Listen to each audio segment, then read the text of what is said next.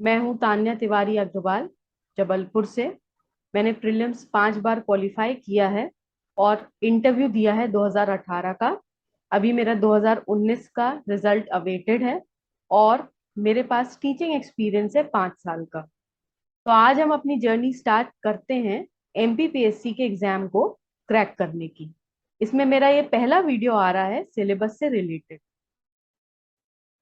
तो एमपीपीएससी एक बॉडी है कॉन्स्टिट्यूशनल, जो हमारे स्टेट में हाईएस्ट एडमिनिस्ट्रेटिव पोस्ट्स के लिए एग्जाम कंडक्ट कराती है। एमपीपीएससी में हम देखेंगे कि 3 स्टेजेस में सिलेक्शन प्रोसेस होता है और इसका एक डिफाइंड सिलेबस होता है ना। तो सबसे इम्पोर्टेंट किसी भी एग्जाम को क्वालिफाई करने के लिए क्या होता है? उसका सिलेबस, उसके अलावा उसके प्रीवियस ईयर क्वेश्चंस। तो आइए हम डिकोड करते हैं आज इसके सिलेबस को और फिर हम अपनी स्ट्रैटेजी बनाते हैं इसको एग्जाम को क्वालिफाई करने की। तो पहले मैं बताऊंगी आपको कि एमपीपीएससी एग्जाम जो होता है वो आपको बहुत सी अपॉर्चुनिटीज देता है। एक तरफ आपके सेल्फ ग्रोथ के लिए, तो दूसरी तरफ आपको वो हेल्प करता है अपलिफ्ट करने हमारी सोसाइटी को। अब सेल्फ ग्रोथ और अपलिफ्टमेंट तो ठीक है, लेकिन आज के यूथ के लिए सबसे इंपॉर्टेंट टर्म होता है जॉब सिक्योरिटी। तो एमपीपीएससी का एग्जाम क्वालिफाई करने के साथ साथ जहां आपको एक तरफ जॉब सिक्योरिटी मिलती है, तो वहीं आपको अथॉरिटी शब्द से भी इंट्रोड्यूस किया जाता है, जिससे आप हमारे समाज में, हमारी सोसाइटी में पॉजिटिव चेंजेस ला सकते हैं। अब सिविल सर्वेंट कौन होता है? तो वह एक परमानेंट एग्जीक्यूटिव होता है जिसको एक कंपेटिटिव एग्जाम के थ्रू सिलेक्ट किया जाता है और जो हेल्प करता है पॉलिटिकल एग्जीक्यूटिव्स को एडवाइस देने में और पॉलिसी मेकिंग के प्रोसेस में। मतलब कि एमपीपीएससी से बहुत इंपॉर्टेंट और इन्फ्लुएंशियल पोस्ट्स के लिए सिलेक्शन किया जाता है। तो इसलिए जरूरी होता है कि हम एक सेट फॉर्मेट के अंदर क्या करें, एग्जाम क्वालिफाई कराएं और उससे जो भी कैंडिडेट सक्सेसफुल होता है उसे ट्रेनिंग देने के बाद हम एम्प्लॉयबल करेंगे। कहाँ पे? कोई भी एक, या तो लोकल गवर्नमेंट में या स्टेट गवर्नमेंट में। जैसे कि हम देखते हैं कि हमारे किसी भी एक डिस्ट्रिक्ट में वहां का प्रमुख होता है डिस्ट्रिक्ट कलेक्टर, और उसके अंडर में फिर मल्टीपल डेप्यूटी कलेक्टर्स काम करते हैं। तो एमपीपीएससी के थ्रू क्या हो रहा है? एमपीपीएससी के थ्रू हमें क्या बनाया जा रहा है? जो हाईएस्ट ऑफिशियल बोल सकते हैं आप स्टेट का, डेप्यूटी कलेक्टर। तो डेप्यूटी कलेक्टर की पोस्ट पे हमें ये एम्प्लॉय करता है। और उसके बाद हम क्या काम करते हैं? जो भी काम हमें एक आईएएस ऑफिसर, जो किससे बनता है? यूपीएससी से, वो जो भी काम हमें देते हैं उसे हम अच्छे से सक्सेसफुली कंडक्ट करते हैं। तो अब जब पोस्ट इतनी इंपॉर्टेंट है, तो हो सकता है कि इसका जो मेरा आई एम सॉरी, पोस्ट जब इतनी इंपॉर्टेंट है तो इसका जो प्रोसेस होगा वो भी बहुत इंपॉर्टेंट और क्रूशियल होगा। उस पूरे प्रोसेस को समझने के लिए हमें सबसे पहले समझना पड़ेगा इसके सिलेबस को, इसको कैसे हमें क्वालिफाई करना है, और उसके बाद ट्रेनिंग में हमें प्रिपेयर किया जाएगा इस पोस्ट के लिए। ठीक? तो understanding each step is very crucial. हर एक स्टेप की अपनी खुद की इंपॉर्टेंस होती है और रेलेवेंस होती है। आप किसी भी टेस्ट को बहुत इजी या बहुत क्रिटिकल नहीं बोल सकते। जैसा कि हम देख पा रहे हैं कि इसमें 3 स्टेजेस होती हैं, प्रीलिम्स, मेंस और इंटरव्यू। तो प्रीलिम्स बेसिकली आपकी अवेयरनेस चेक करती है, आपका एप्टीट्यूड चेक करती है कि अगर आपको एक ऑफिसर बनाया जाए तो आप किसी भी टास्क को किस तरीके से कंप्लीट करें। और उसके साथ साथ कहीं पे भी आपकी पोस्टिंग की जाए तो क्या आप वहां के बारे में जानते हैं, क्या आपके अंदर एप्टीट्यूड है कि आप किसी प्रॉब्लम को सॉल्व कर सकें। फिर मेंस जो होता है वो आपके थॉट प्रोसेस को एग्जामिन करता है कि जब आपको एक सिचुएशन दी गई है, उस सिचुएशन में आप कैसे डील करेंगे, किस तरीके से आप किसी भी प्रॉब्लम का सलूशन ढूंढेंगे, किस तरीके से आप सामने वाले को अपने आंसर्स के थ्रू बताएंगे कि आपके अंदर लीडरशिप की क्वालिटीज हैं या नहीं। अब आता है इंटरव्यू स्टेज। तो इंटरव्यू क्या होता है? सारी चीजों का अमेलगमेशन होता है, या आप बोल सकते हैं हम कि इन टोटैलिटी अगर देखा जाए तो इंटरव्यू हमें प्रिपेयर करता है एक ऑफिसर की तरह। इंटरव्यूअर हमसे एक्सपेक्ट करता है कि हमारे अंदर एक अमाउंट ऑफ मेच्योरिटी आ गई है कि अब हम एक ऑफिसर की पोस्ट को होल्ड कर सकते हैं। तो ये तीनों प्रोसेस हैं, अपनी अपनी इंपॉर्टेंस है, अपने सिलेबस हैं, और इनके जो सिलेबस है मैं बताना चाहूंगी आपको कि ये सब क्या है, ओवरलैप करते हैं। तो देखा ये जाता है कि कोचिंग इंस्टीट्यूट्स वाले आपकी प्रीलिम्स की, मेंस की और इंटरव्यू की तैयारी के लिए अलग अलग कोर्सेज रिलीज करते हैं, और स्टेप बाय स्टेप पहले प्रीलिम्स, फिर मेंस, फिर इंटरव्यू के लिए प्रिपेयर करते हैं। बट अकॉर्डिंग टू मी, क्योंकि मैंने खुद इसे इन तीनों स्टेजेस को एक्सपीरियंस किया है मल्टीपल टाइम्स, तो मैं ये बोलूंगी कि आपको एक सिंगल फोर्टिफाइड स्ट्रैटेजी की नीड है, जिसके लिए आपको मेरा कोर्स बहुत हेल्प आउट करेगा, जिसमें हम आपको प्रीलिम्स के साथ साथ मेंस की तैयारी कराएंगे। और जैसे ही आप प्रीलिम्स और मेंस में थोड़ा कंठस्थ हो जाएंगे, तो हम मूव ऑन करेंगे अपने इंटरव्यू वाली स्टेज पे, ताकि आपके अंदर एक कंप्लीट ऑफिसर लाइक क्वालिटीज का हम डेवलपमेंट कर सके, और साथ में आपकी नॉलेज में भी कहीं पे भी कमी ना आए। ठीक है। अब हम देखते हैं कि हमारे पास कुछ पॉइंट्स हैं जो मैंने आपके लिए इन शॉर्ट लिख के यहाँ पे रखे हैं, जिसको मैं आगे भी इलेबोरेट करूंगी। पहले आप इन पॉइंट्स को समझिए, ये किसी भी एग्जाम में आपको हेल्प आउट करेंगे। तो first and foremost thing is that you should learn the syllabus. Yes, you heard me right. You should learn the syllabus. आपको सिलेबस याद होना चाहिए। आपको पता होना चाहिए कि हिस्ट्री के अंदर आपके क्या क्या पार्ट्स हैं। क्या एमपी की हिस्ट्री आपका पार्ट है? क्या मिडाइवल इंपॉर्टेंट पार्ट है? क्या मॉडर्न है? क्या एंशियंट है? ये इसके साथ साथ एमपी की हिस्ट्री के अंदर भी कुछ स्पेसिफिक टॉपिक्स दिए गए हैं, जैसे कि इंपॉर्टेंट डायनेस्टीज हो गई, इंपॉर्टेंट फ्रीडम मूवमेंट हो गए, उनके बारे में। अब सिलेबस क्यों लर्न करना है? क्योंकि आप मेंस में एक अच्छा आंसर तभी लिख पाएंगे जब आप अपनी स्टैटिक नॉलेज को और डायनेमिक नॉलेज को क्या कर पाए, कंबाइन कर पाए। तो एक तरफ है आपकी स्टैटिक नॉलेज और दूसरी तरफ है आपकी डायनेमिक नॉलेज। अब आप बोलेंगे मैम डायनेमिक नॉलेज क्या होता है? तो डायनेमिक नॉलेज कहाँ से आएगी? आपके करंट अफेयर्स से। जितना आप करंट अफेयर्स डेली रीड करेंगे, उसे आपको अपनी स्टैटिक नॉलेज के साथ रिलेट करना है, और तभी आप एक परफेक्ट आंसर लिख पाएंगे। Excuse me. अब आंसर राइटिंग तो तब आएगी जब आपको पता हो कि कैसे क्वेश्चंस आते हैं। तो उसके लिए आपका गाइड का काम कौन करेगा? Previous year questions. Previous year questions की बुक मार्केट में इजीली अवेलेबल होती है। मेरा आपको सजेशन रहेगा कि आप एक कॉपी सिलेबस की और एक कॉपी प्रीवियस ईयर क्वेश्चन की, प्री और मेंस दोनों, इसको आप हमेशा अपनी प्रिपरेशन के दौरान हैंडी रखें, ताकि कहीं पे भी जब आप एक टॉपिक पढ़ रहे हैं तो आपके सिलेबस में क्या है वो आपको पता हो, और उससे रिलेटेड प्रीवियस ईयर में क्या क्वेश्चन आया है वो भी आपको अच्छे से पता हो। तभी आप अपने खुद के प्रॉपर नोट्स बना पाएंगे। तो नोट्स मेकिंग के लिए सिलेबस और प्रीवियस ईयर क्वेश्चन होना चाहिए, along with obviously a good study material. Prelims and mains are to be prepared together. Most important thing, UPSC की जितने लोग प्रिपरेशन करते हैं उन्हें पता होता है कि कभी भी प्रीलिम्स की और मेंस की प्रिपरेशन अलग अलग नहीं की जाती। दोनों ही प्रिपरेशन एक दूसरे को ओवरलैप करती हैं। तो इसके लिए इंपॉर्टेंट है कि आप प्रीलिम्स और मेंस को कोई अलग अलग एग्जाम ना समझ के एक ही एग्जाम के दो पार्ट समझें और अच्छे से प्रिपेयर करें। नेक्स्ट प्रीरिक्विजिट है daily newspaper reading. Yes, you heard me right. आपको डेली एक डिसेंट न्यूज़पेपर रीड करना है। अगर आप हिंदी मीडियम के हैं तो आप दैनिक भास्कर पढ़ सकते हैं। अगर आप इंग्लिश मीडियम के हैं तो आप द हिंदू पढ़ सकते हैं, इंडियन एक्सप्रेस पढ़ सकते हैं। और जब आपको सिलेबस याद होगा तो आप कनेक्ट कर पाएंगे डेली न्यूज के साथ। डेली न्यूज आपको कहाँ कहाँ हेल्प करेगी?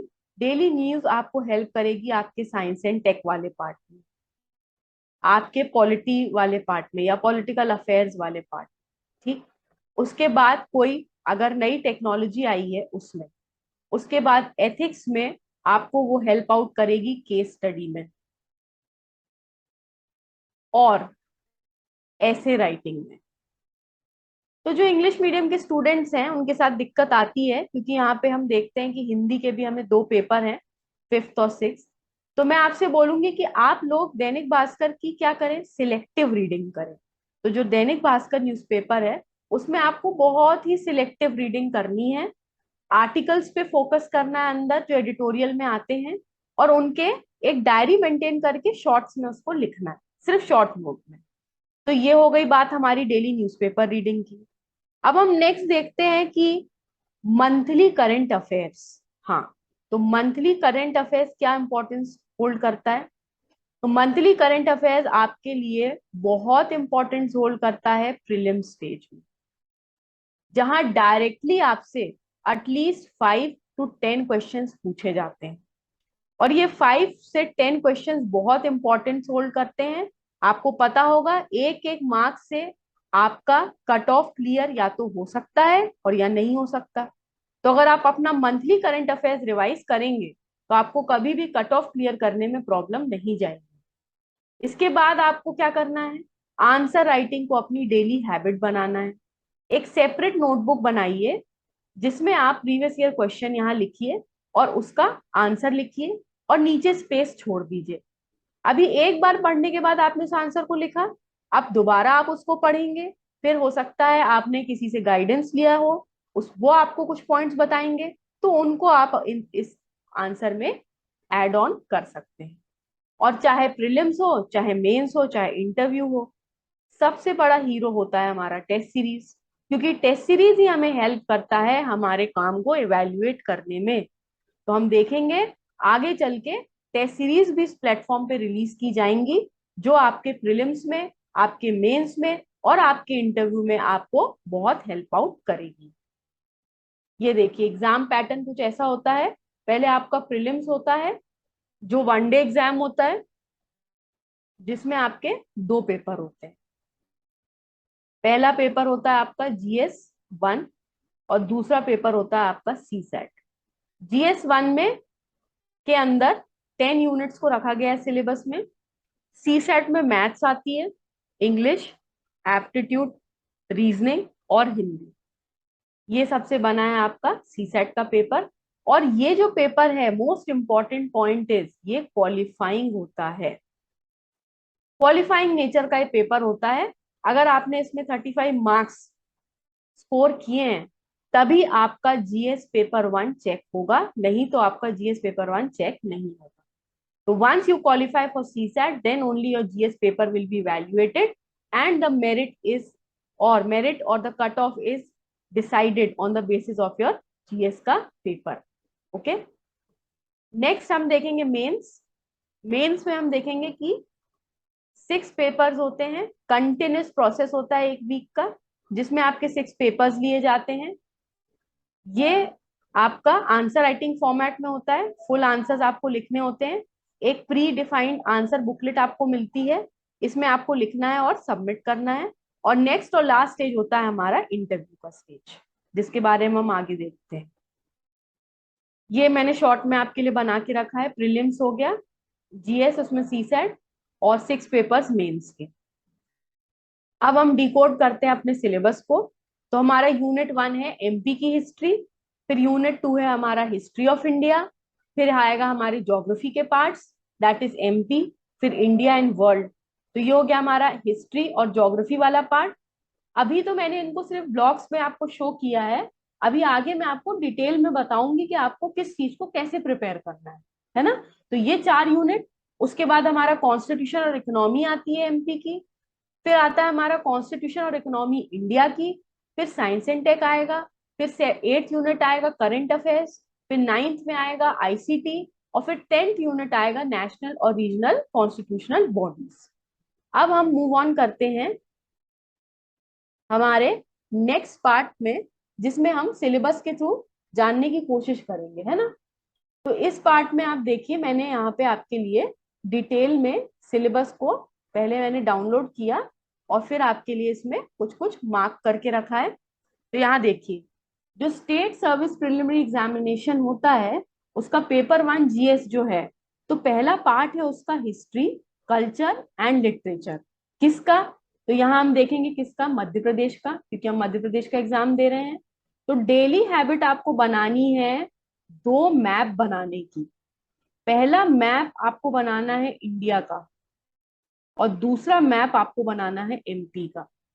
अब मैप मेकिंग भी एक आर्ट होता है और मैप मेकिंग भी प्रैक्टिस से आप अच्छा मैप बना सकते हैं।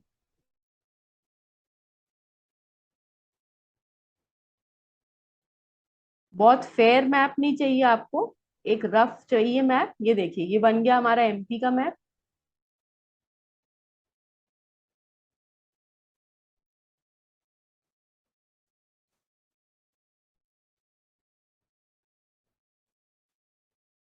और ये बन गया हमारा इंडिया का मैप। ठीक। तो ऐसे अगर आप डेली प्रैक्टिस करेंगे तो आपको मैप बनाना भी आ जाएगा। अब एमपी को आपको बहुत डिटेल में पढ़ना है और इसमें हमेशा आपको मैपिंग करनी है। तो पहला हमारा पार्ट तो देखिए क्या है, major events dynasty in the history of Madhya Pradesh. तो इससे बहुत क्वेश्चंस आते हैं और बहुत अच्छे लेवल के क्वेश्चन आते हैं। उसके बाद है हमारा फ्रीडम मूवमेंट में क्या योगदान रहा मध्य प्रदेश का। फिर आर्ट एंड स्कल्पचर क्या है एमपी की, मेजर ट्राइब्स एंड डायलेक्ट्स, यहाँ का folk music, folk arts, folk culture, literature, festival, यहाँ के कौन इंपॉर्टेंट लिटरेचर हुए हैं, यहाँ की क्या रिलीजियस और टूरिस्ट प्लेसेस हैं, और क्या ट्राइबल पर्सनैलिटीज हैं। तो इसके लिए आप कोई भी एक अच्छी बुक को फॉलो करिए, जैसे कि तथ्यबाण हो सकती है वो बुक, या फिर निर्माण की बुक हो सकती है, या टीएमएच हो सकती है। इन बुक को आपको मल्टीपल रीडिंग देनी पड़ेगी। अच्छा, कोई भी एक बुक आप फॉलो करिए और उसी बुक को आप अपना स्टैंडर्ड रखिए एमपी के लिए। और ये मैं बोलना चाहूंगी हर सब्जेक्ट के लिए कि आपको हमेशा सिंगल बुक को मल्टीपल टाइम्स रिवाइज करना है, तभी आप चीजों को अच्छे से अ, पढ़ पाएंगे, समझ पाएंगे और याद रख पाएंगे। क्योंकि most important thing is that you have to memorise. Prelims is all about memorization. Then only when the paper will appear before you, you will be able to identify. So first you need to memorize each and everything that is written in the syllabus. MPPSC has a habit of asking questions from all the topics that are present in its syllabus.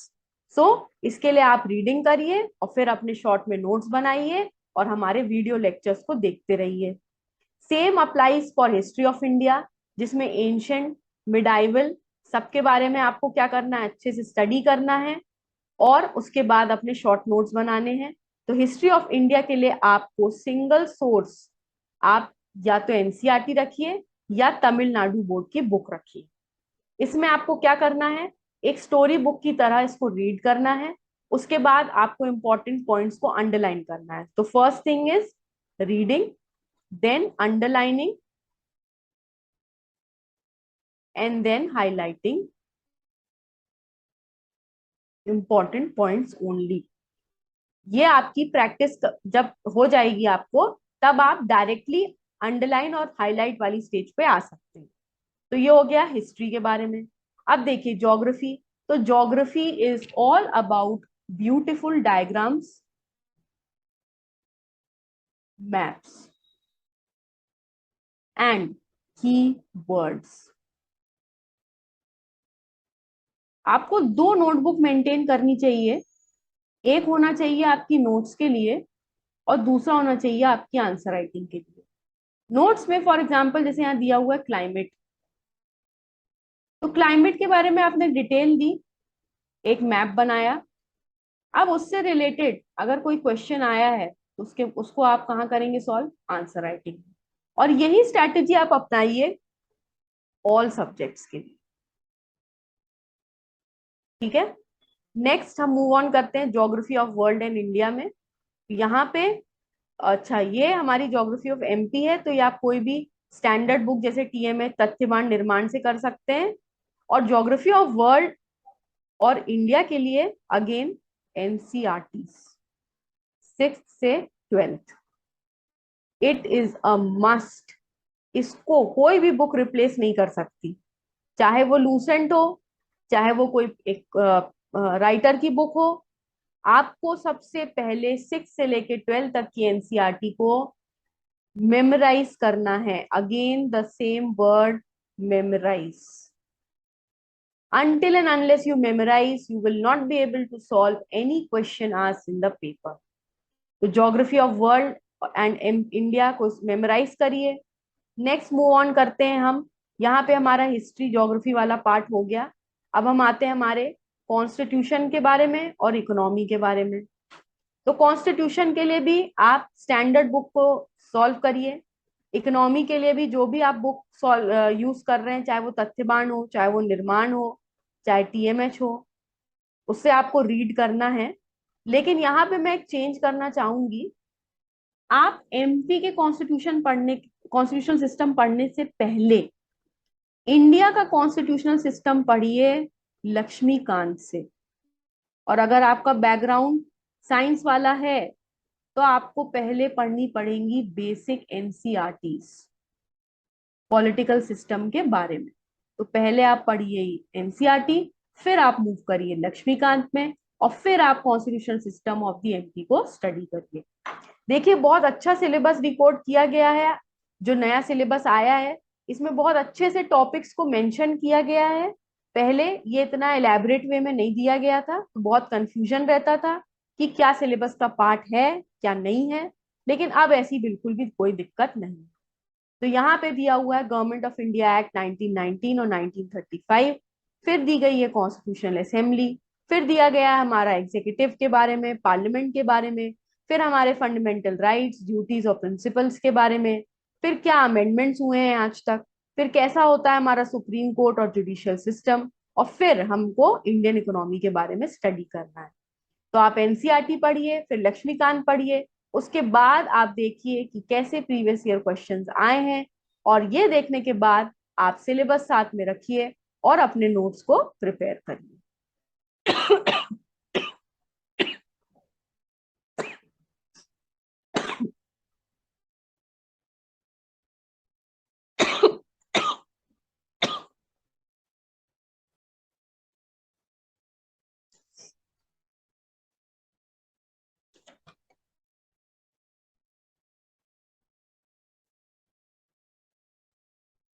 अब आते हैं हम अपने next unit पे, जो है science का unit, science and take.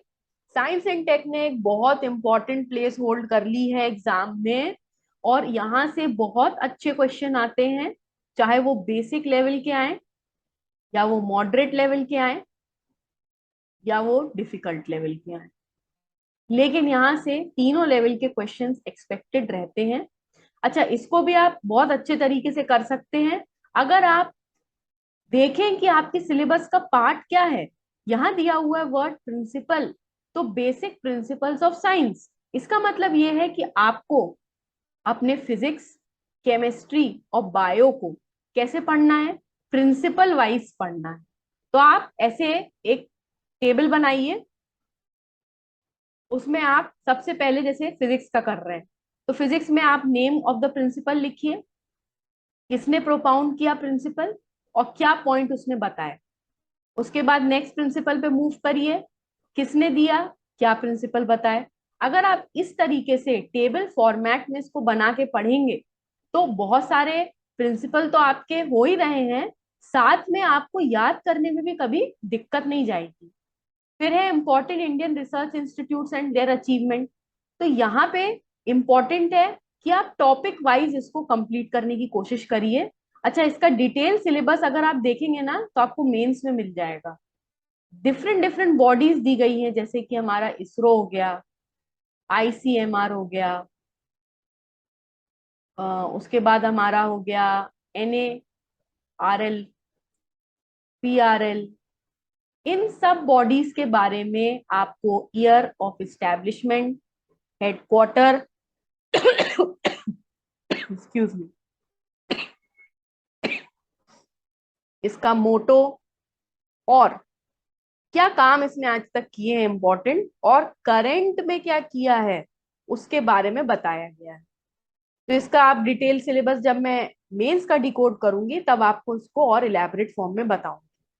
Pre में देखा जाए तो यही पूछा जाता है कि हेडक्वार्टर कब बना, इसका हेड कौन था, इसके फाउंडर कौन थे, और कोई एक एग्जाम्पल दिया जाएगा। जैसे कि क्वेश्चन आ चुका है व्योम मित्र के बारे में कि ये क्या है और इसको किसने डेवलप किया, तो ये यहीं से आया था। उसके अलावा आपको सैटेलाइट, स्पेस टेक, इनके बारे में भी पढ़ना है। फिर एनवायरनमेंट एंड बायोडाइवर्सिटी बहुत अच्छे से पढ़ना है क्योंकि मेंस में भी इससे क्वेश्चन आते हैं। 5 मार्क्स आ सकता है, 11 मार्क्स आ सकता है।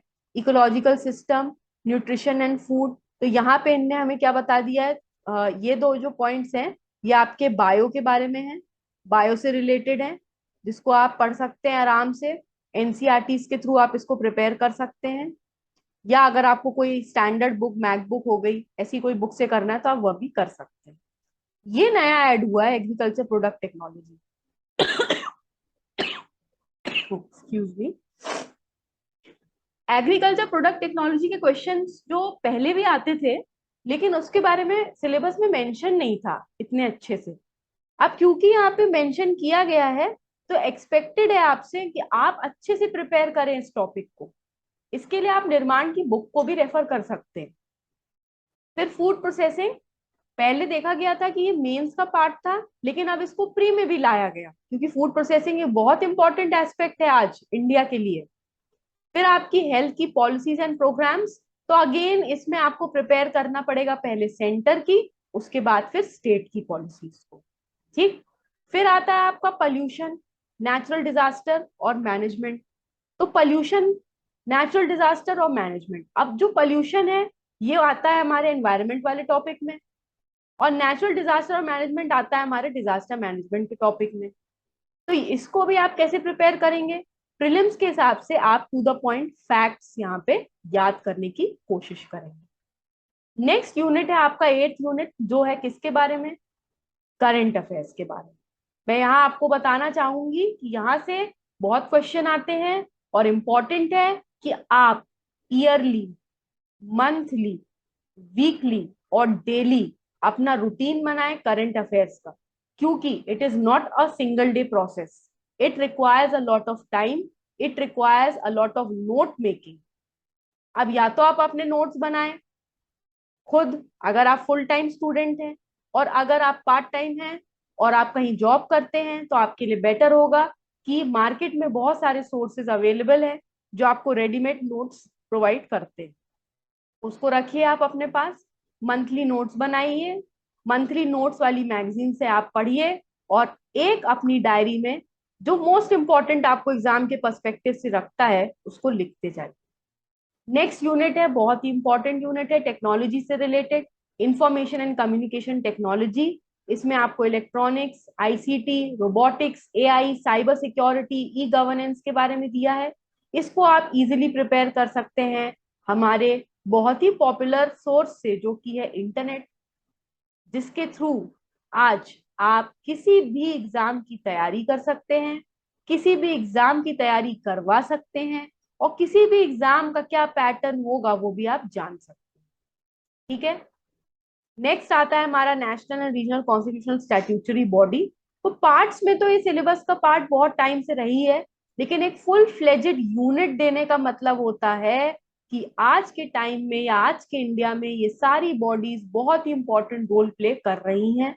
तो मेरा आपसे एडवाइस होगी कि आप एक एक बॉडी को एक एक दिन दें, उसके बारे में पढ़ें, उससे रिलेटेड करंट अफेयर्स देखें, और फिर अपने एक नोट मेकिंग करें। ठीक है। तो सिलेबस यहाँ पे मैंने आज आपको प्रीलिम्स का सिलेबस कंप्लीट कराया है, प्रीलिम्स के सिलेबस के बारे में मैंने आपको डिकोड किया है। आखिरी में मैं ये बोलना चाहूंगी कि किसी भी प्री को क्वालिफाई करने का एक ही मंत्र होता है जो मैंने जाना है और जो मेरे लिए हमेशा हेल्पफुल रहा है, वो है solve as many MCQs as you can. at least 10,000 MCQs you should be able to solve before the D day. Then only you can qualify this exam with ease. So आज का मैं video यहीं पे and करती हूँ. अब next video में हम जनरल एप्टीट्यूड के बारे में और मेंस के सिलेबस के बारे में पढ़ाई करेंगे. So all the best all of you. आगे भी इस टाइप के वीडियोस आते जाएंगे और थैंक यू.